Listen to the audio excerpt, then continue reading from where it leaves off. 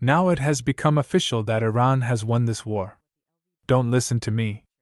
America's own Defense Intelligence Agency, DIA, has given the report. The report says that Iran's nuclear sites were attacked. Iran also suffered losses, but these bases were not completely destroyed. Iran's nuclear program is completely safe in the deep tunnels built inside. And forget about the program. There was no damage to its structure either. While we saw Trump and Netanyahu shouting that everything had been completely destroyed in the attack on Iran's 3 major nuclear sites, Natanz, Isfahan.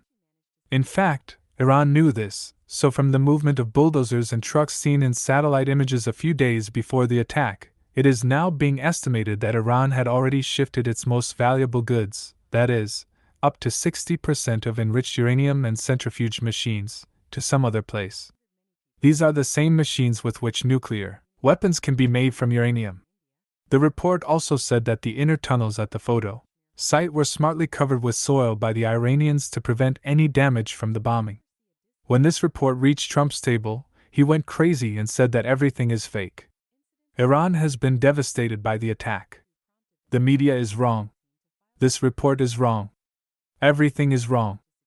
Experts are saying that Iran deliberately hid its nuclear material somewhere else in time.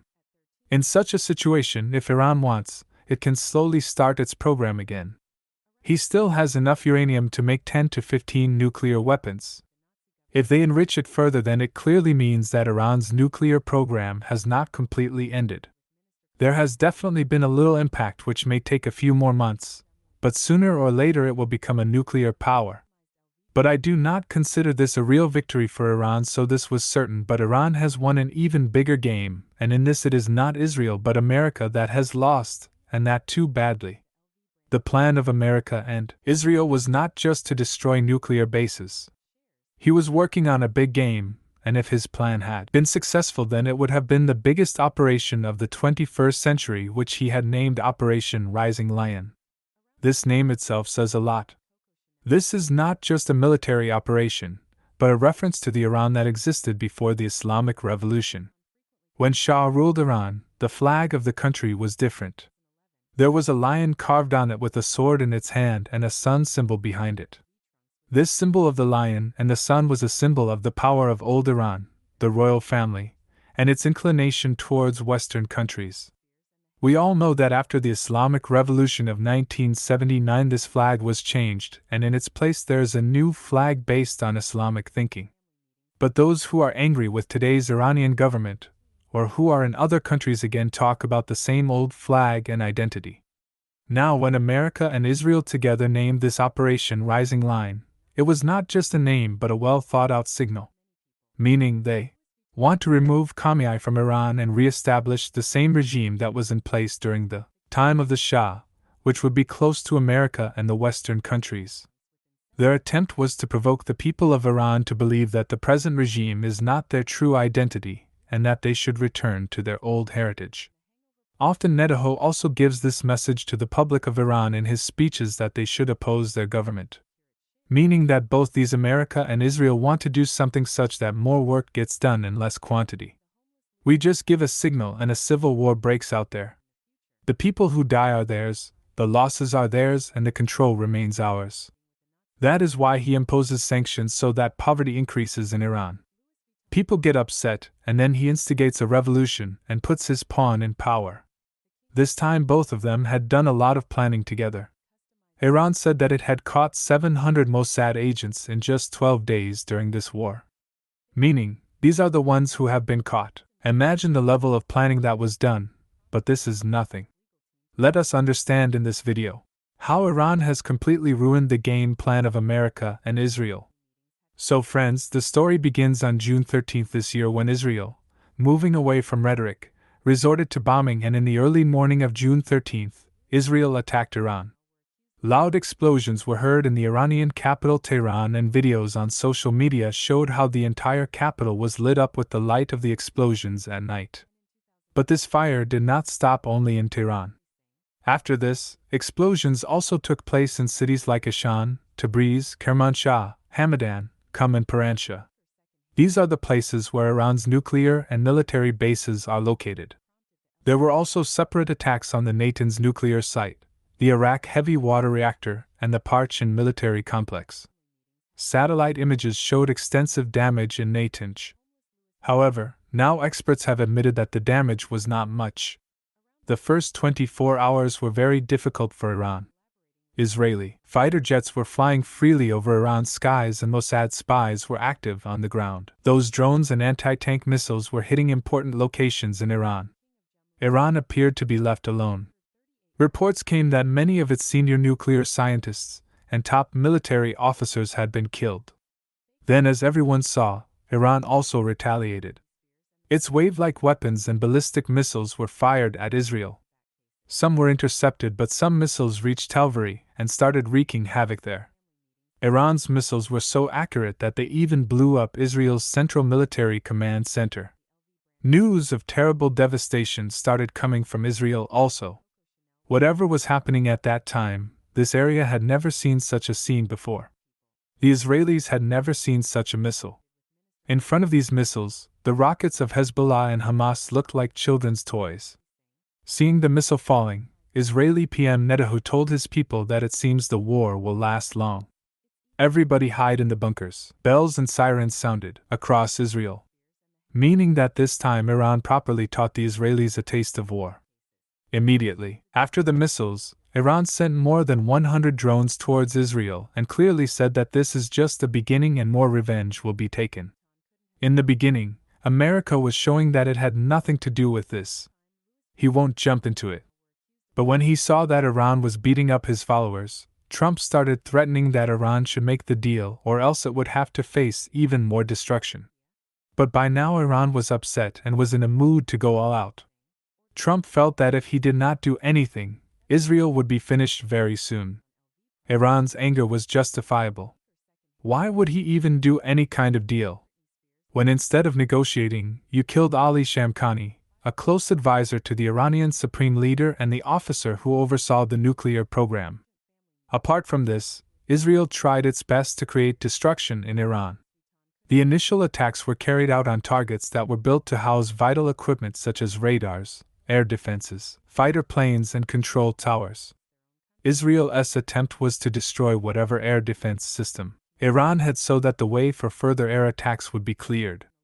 Israel also knew that even if its attacks were successful to some extent, if it wanted to completely destroy Iran's nuclear program, it could not do it alone.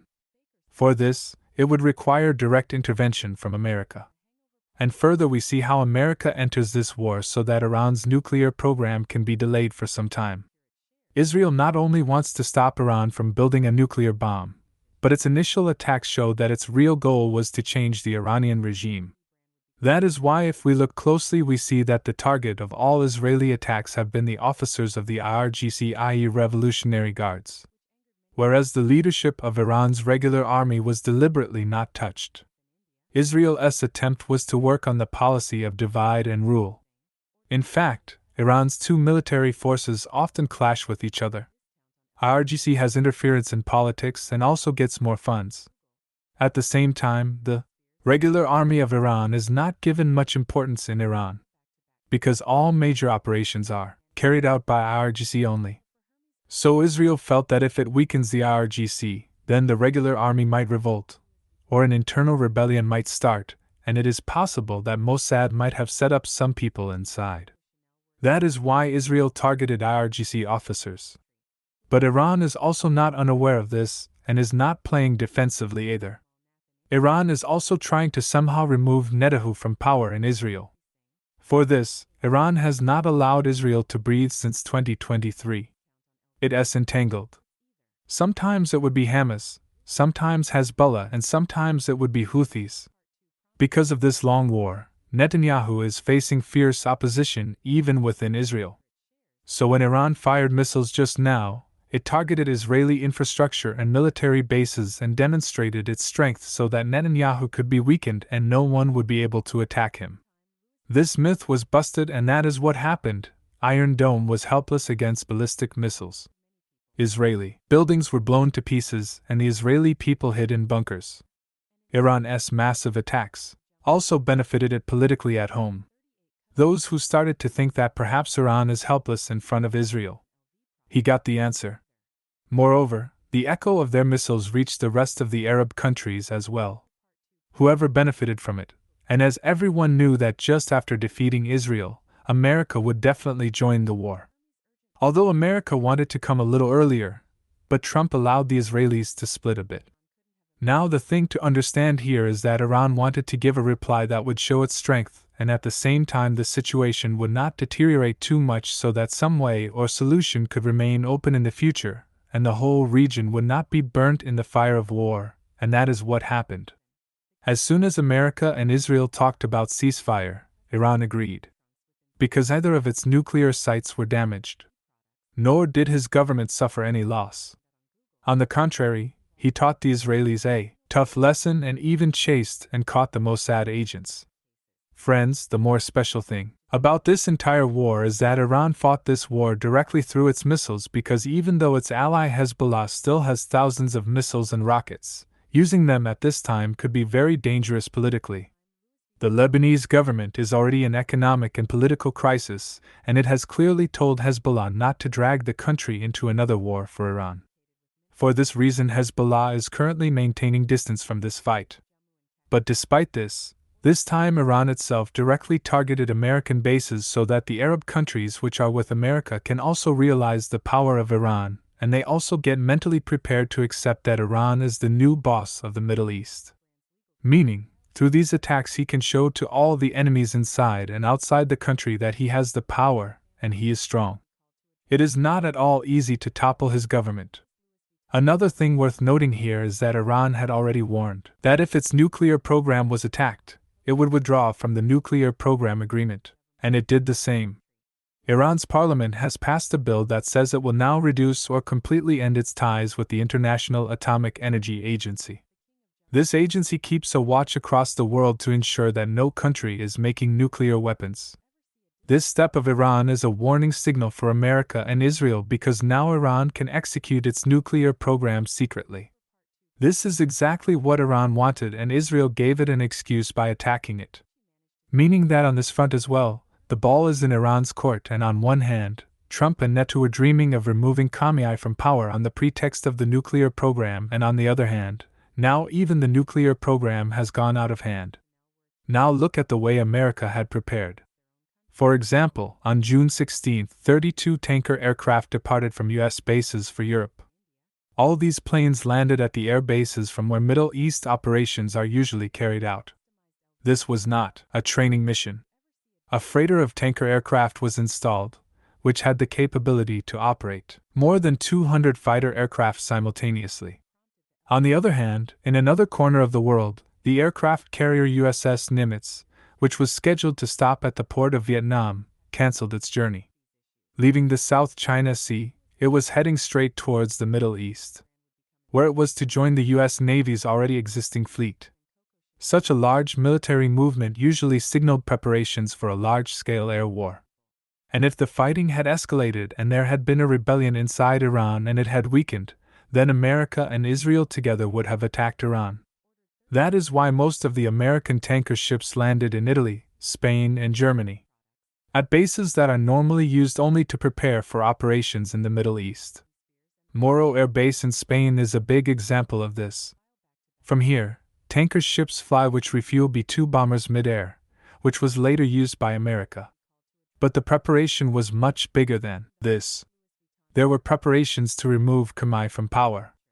But America and Israel have suffered a crushing defeat in all their objectives, and Iran has now emerged as the leader of the Arab countries. No one can deny this. So friends, this was a short video. How did you like this video? Please tell us by commenting. If you want to support, please join my channel or send super thanks. If you have not subscribed to the channel, then please subscribe first. So see you soon in another such interesting video. Until next time, stay informed, stay sharp.